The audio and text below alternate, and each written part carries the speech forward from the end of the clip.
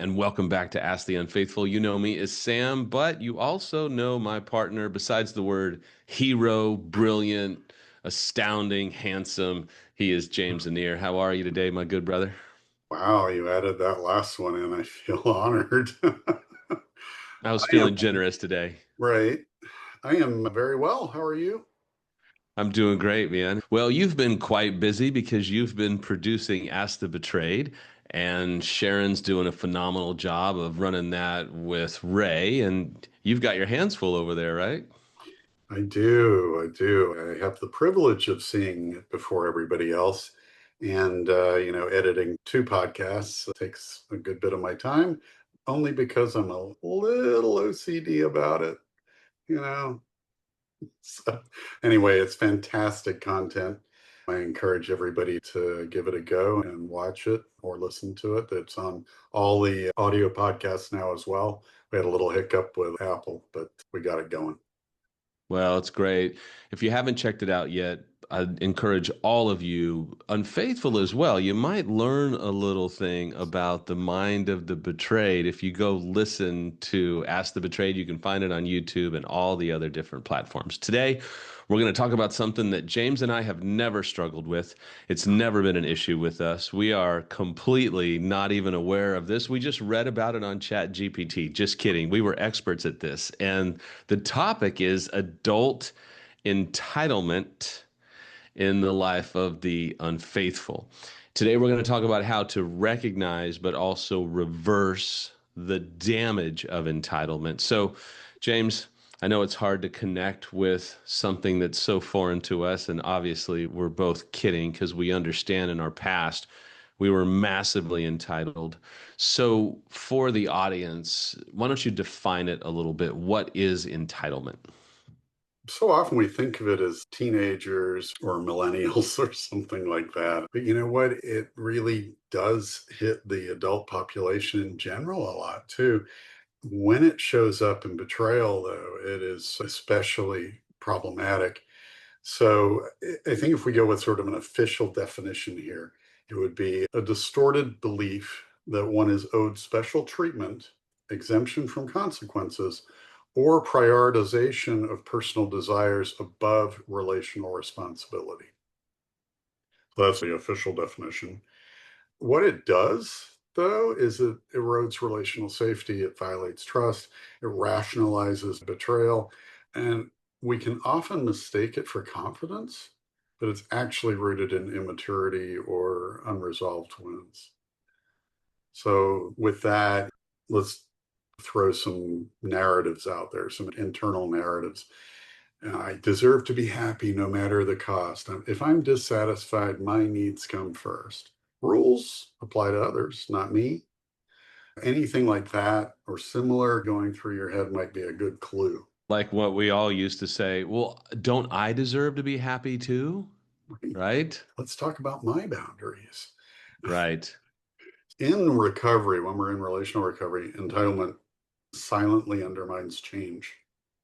And it does it by promoting self focus, minimizing the harm that's done by it, and rationalizing betrayal. Looking at that, it can feel like I'm powerful, right? It can feel like power. It can feel like self empowerment. It is not, because it's actually most often concealing a deep vulnerability, a fear of inadequacy, or even an underdeveloped emotional capacity. And so healing then requires reconnecting with our deeper sense of integrity and humility, or just connecting with it if we've never been connected with that. Well, and I really like the concept of relational responsibility. We've talked a few times about relational leadership, which is highly important for the unfaithful. But relational responsibility is another nuance or metric, if you will, in recovery that absolutely has to be at the top of the food chain in terms of how we unfaithful are pursuing recovery. So now we're going to talk about some things that it can seem like, well, everybody knows that, but you really don't when you get into the granular understanding. And that's, how does entitlement harm the relationship? And interesting enough, entitlement fuels infidelity. In essence, entitlement's going to break down our mutuality in a relationship. We have this mutual meaning, mutual goals, mutual respect, and it's going to break that mutuality down and create. I've talked about one up, one down before, really create a one up and putting our partner one down. And we'll get into some of the ways that shows up. But essentially, it replaces that connection with self interest. I'm sure there are lots of betrayeds out there going, no, duh. And there are lots of unfaithfuls who might be going, huh? Well, we're going to get into it and really deep dive into that so that everybody really understands what that's about. We're going to get some things that I think both partners can observe to be able to say, okay, that's entitlement. And you're going to see in this how it really affects the relational recovery. So, first off, it's going to minimize betrayal. It wasn't that bad. Everybody does it. Second, it's going to deflect and blame the betrayed partner for the unfaithful's unmet needs, for the things that we go outside of our integrity and outside of our marriage to try to meet, but we're going to blame our partner for not meeting that in the first place. That deflects off of taking responsibility. Here's a really interesting one.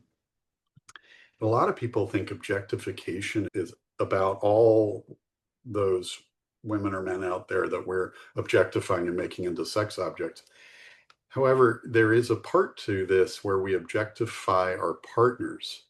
What I mean by that is seeing them as a role or a function in relation to us, not a person, right? They serve this role or they function as this or that, which essentially is what they do for me, what they bring to the table, versus who they are in their heart and holding that in our vision, if you will, all the time. We talk about victim stance a lot. Well, if we're entitled, what that means is the victim stance is actually going to feed the entitlement. So I'm suffering.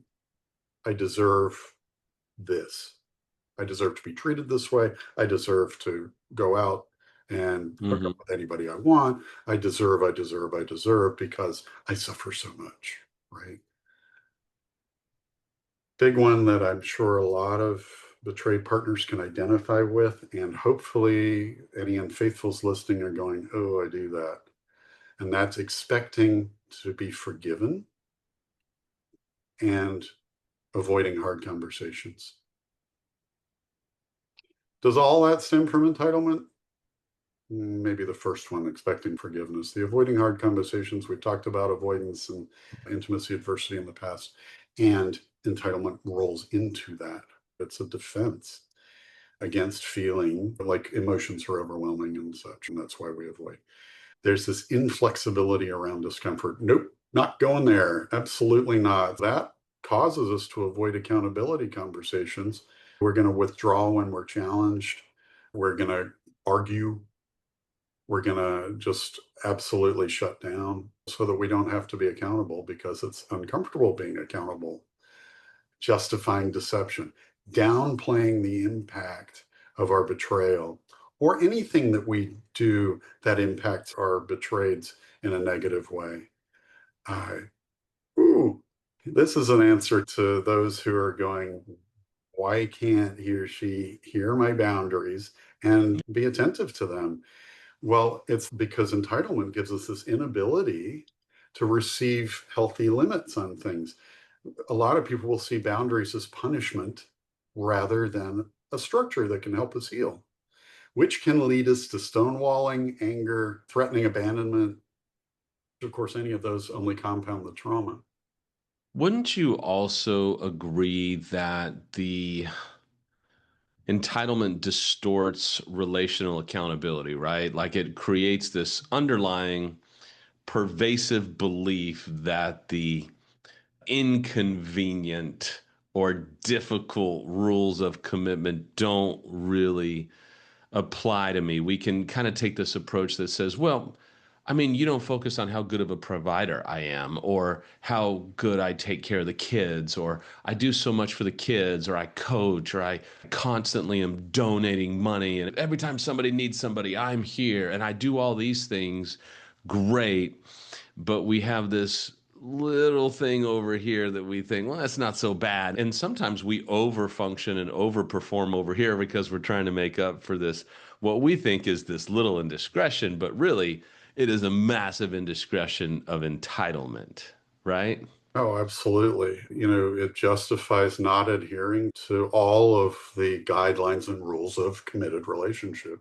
At its core, entitlement is going to dismantle empathy, it's going to dismantle commitment, and it's going to dismantle relational safety, not just for the betrayed, but for us too, because it says, well, if I'm not getting this, then I'm not safe. And that is simply not true.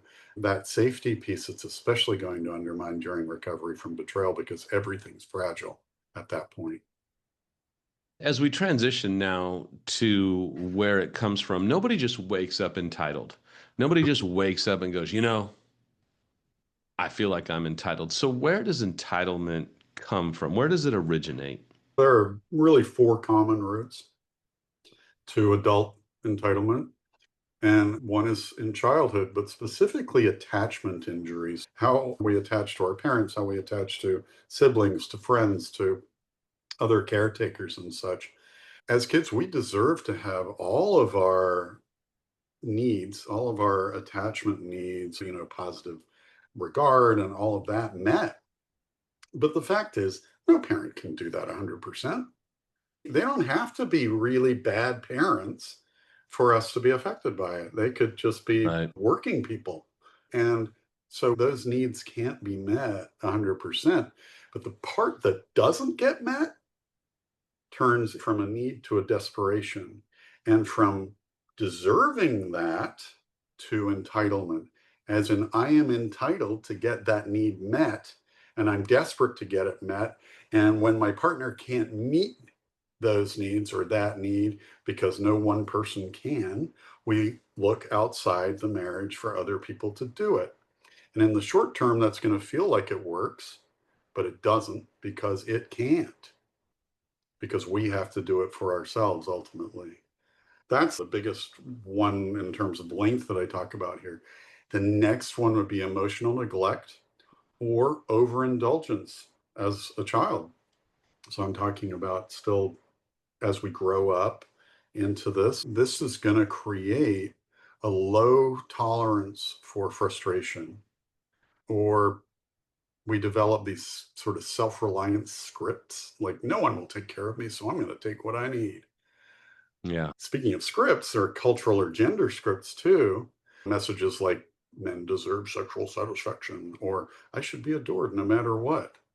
Certainly, my mother still calls me a saint. So, if I went with that. Right. And then there are trauma defenses, narcissistic defenses, which really means narcissistic wounding. So, there's a wounding to who am I? Really, that's what narcissistic wounding means, which results, though, in an inflated self focus developing as a shield against those deep seated feelings of inadequacy or unworthiness.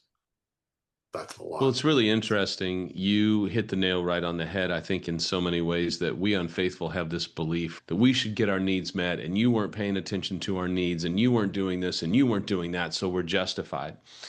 And in many ways, what we don't really understand until we do the deeper work, either through therapy, coaching, or an intensive, we realize I was placing work that needed to be done inside of me and I was transferring it onto my partner. Doesn't mean our partner was perfect, but we place this enormous responsibility on our partner when, as we get healthy, we realize, man, I was a gaping black hole of insecurity and desperation. And I was looking for someone, anyone to fill it, to make me feel better about myself because I felt so bad about myself. So, for you, the trades that are out there listening, male or female, we understand that this is so devastating to you. And so, what we're going to do over the next few minutes is really try and outline for the unfaithful how entitlement hurts the entitled person. Because we're talking a lot about how entitlement wounds the betrayed, but it's a bit counterintuitive, but entitlement hurts the entitled partner a lot, does it not? Oh, hugely. Of course, we don't see it. Now we're telling everybody, so now they see it, or they Right. will in a minute. So, really, again, that feeling of power from it or being empowered is only momentary. Ultimately, it's sabotaging the entitled person's, the unfaithful's well being. And it does it by breeding loneliness and superficial relationships. So, we tend to build relationships that aren't very deep. And they also tend to be non reciprocal. They tend to be based in control, self focus, or manipulation. And they lack the depth and vulnerability that make intimacy fulfilling. Entitlement also is going to create an identity instability because we have this idea of who we are inside and then this idea of what we're putting out there as entitlement, and they don't match up really well. So that creates this who am I? And then that creates confusion and so on. Entitlement also erodes our own self respect because at a level, we're realizing this isn't right. It's not treating other people right. And that's going to also look back at that higher self and go, I'm not in my integrity. We may not realize that consciously, but it's going to eat away at us. It's also going to stunt our emotional growth and thus prevent resilience at an adult level, right? Yeah. Because we're going to be avoiding accountability, empathy, vulnerability, which is maybe better said as safe emotional sharing. And we're not going to be able to self regulate in a healthy way.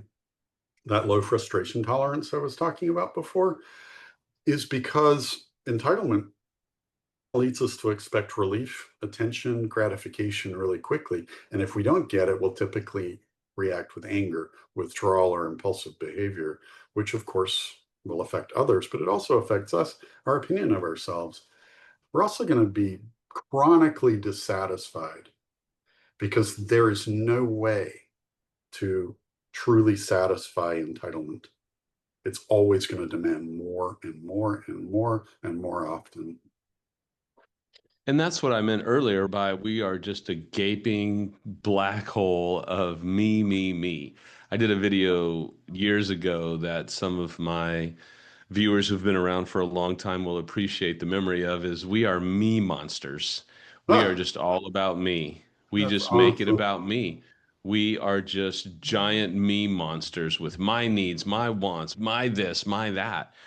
And we become a me monster, if not verbally, at least by our actions. We don't have to be saying it. We can be saying all the right things, but internally, what's coming out of us is just this giant me monster. So now let's get into how entitlement affects the betrayed partner.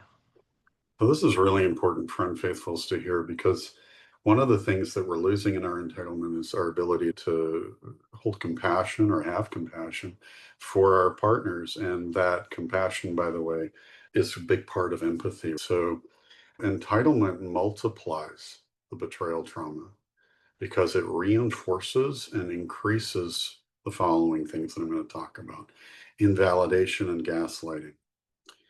Those are going to continue to make the betrayed question their own reality, which is one of the major things in betrayal trauma. Betrayeds lose any sense of what ground is for them. And so, if entitlement is going on, and we're going to keep invalidating, we're going to keep gaslighting, changing their reality, prolonging their state of confusion and self doubt, and even to where they're self blaming. If you're in recovery, that's the last thing that you want for your partner. Right.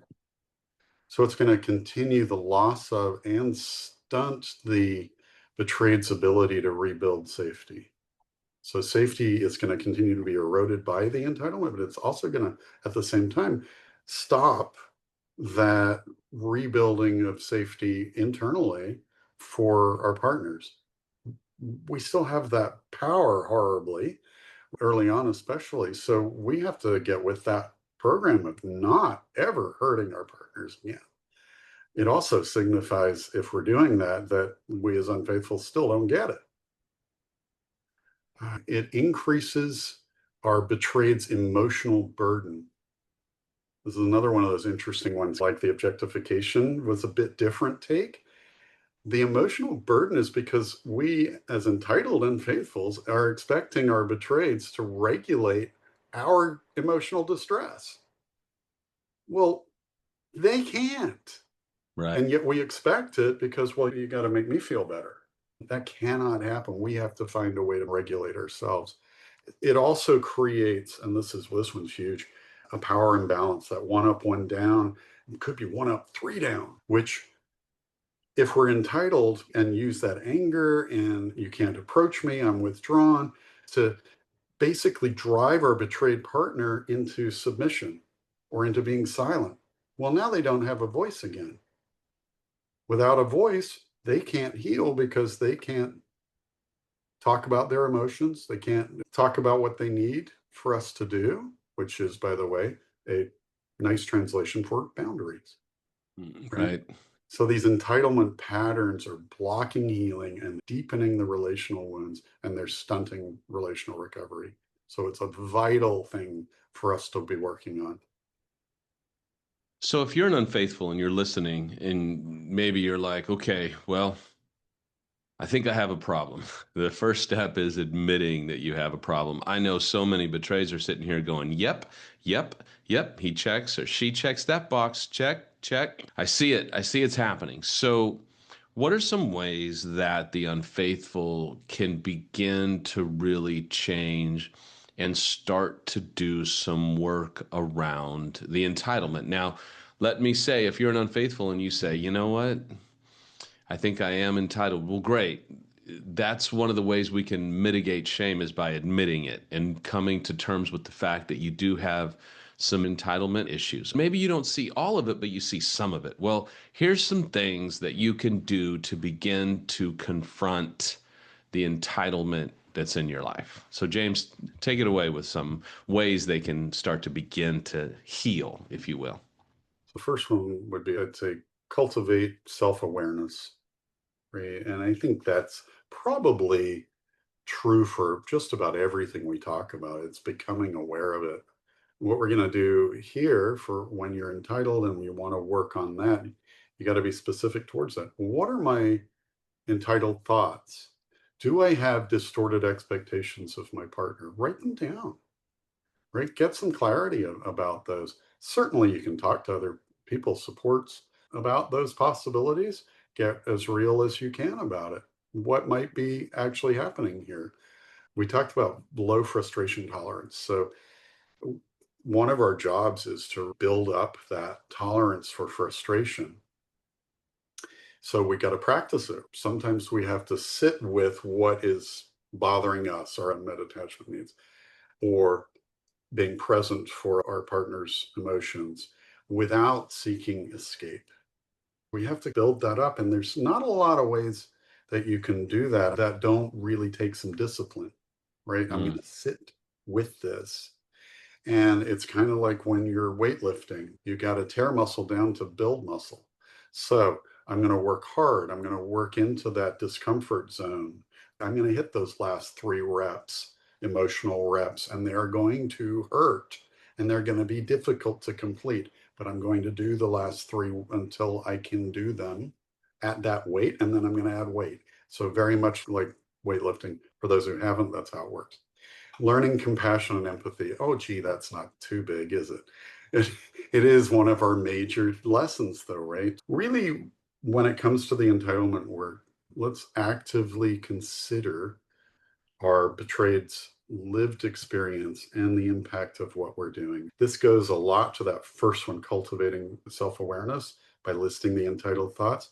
We can also make amends for those, for our entitled acts to our partners, really because we're considering, oh, wow, this is how they must have been impacted by that. The more we learn about our own entitlement and own it, the more we can make those amends. And then we live the amends by not doing it anymore, which might take some time because we've got to notice when we're doing it. And we keep working at it because it's worth it. So that brings us to owning our own story about this. What are the unhealthy narratives? Name them. The deal with that is, can I tell myself what my unhealthy narrative is and entitlement wise and not collapse into shame? Because the rebound from collapsing into shame is entitlement. I probably should have put this one first. Commit to growth work. Mm, We talk about getting individual and group therapy, coaching, 12 step, whatever it is. I love adult children of alcoholics and dysfunctional families, the entire title, because they do this childhood work that can really, really help with our entitlement issues. I encourage everybody to find the laundry list online, adult children of alcoholics laundry list, and then find the other laundry list because it's kind of the opposite. It's worth reading through, and you might go, oh, ACA is for me. Doing family of origin work is so important because, again, it's not about blaming parents, it's just looking at, gee, maybe they fell short here and there. Maybe they did some really big things. But if I don't look at that, how can I heal from it?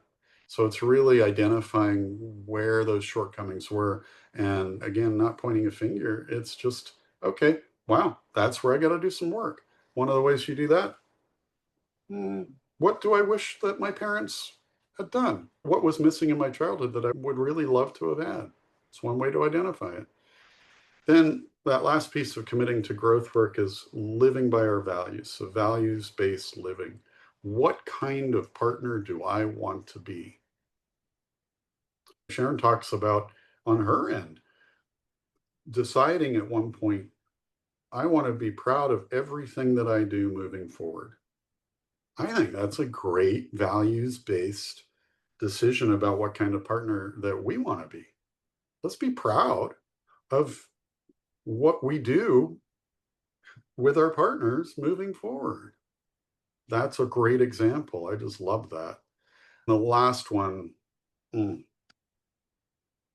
shifting our internal identity, our entitlement identity from deserve and demand to determined devotion.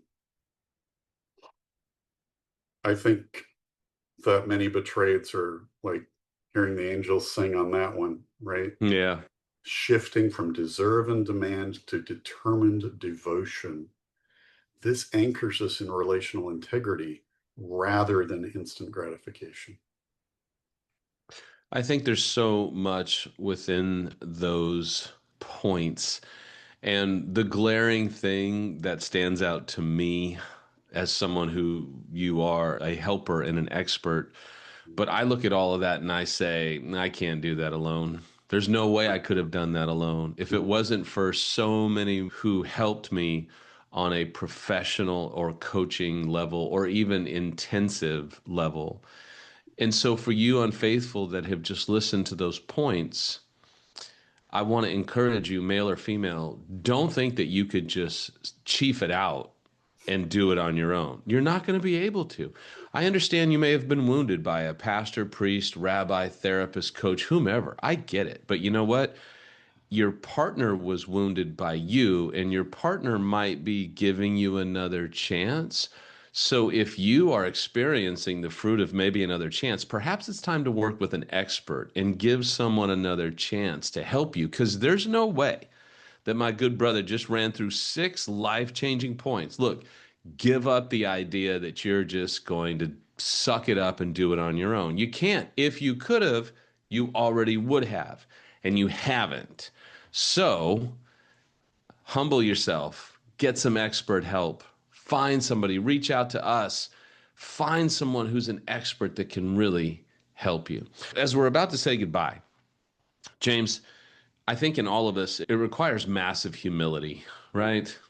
Oh, yeah. And from humility springs the willingness to move from that self focus to relational responsibility. In that humility or humble space, we can ask these questions of where does entitlement show up in my life, in my story? And how can I lead with integrity and empathy instead of expectation? I think that humility is the launch pad, if you will. And I love that question. Where does entitlement show up in my story? The fact that you had an affair, entitlement. I heard a gentleman years ago, I can't remember where, I just remember the quote. He said, "You don't have a porn problem, you have an entitlement problem." Mm, He mm. said that in a conference, and I was like, whoa, this was, I don't know, 20 some odd years ago. I had never heard somebody be so direct. So, for those of you that are listening who've been unfaithful, maybe you don't have an affair partner problem. Maybe you don't just have a porn problem or an addiction problem. Maybe you have an entitlement problem. And I can just tell you, as someone who's witnessed James's life and the heart that he has behind recovery, you've heard 6 ways that you could absolutely implement and experience transformation. I mean, print those 6 things out or take those notes with you to an expert and say, this is the work that I need to do. This is the work that's absolutely a necessity in my life. Help me do this, because even my betrayed is sounding the alarm that I have entitlement in my life. So, James, I want to highlight you and Sharon. I mean, you guys are doing a lot of work. You've got 2 wonderfully successful podcasts. People ask all the time, how do we do an intensive? How do we get to do work with James and Sharon? Now, y'all don't do coaching and you don't do individual work, you do intensive work.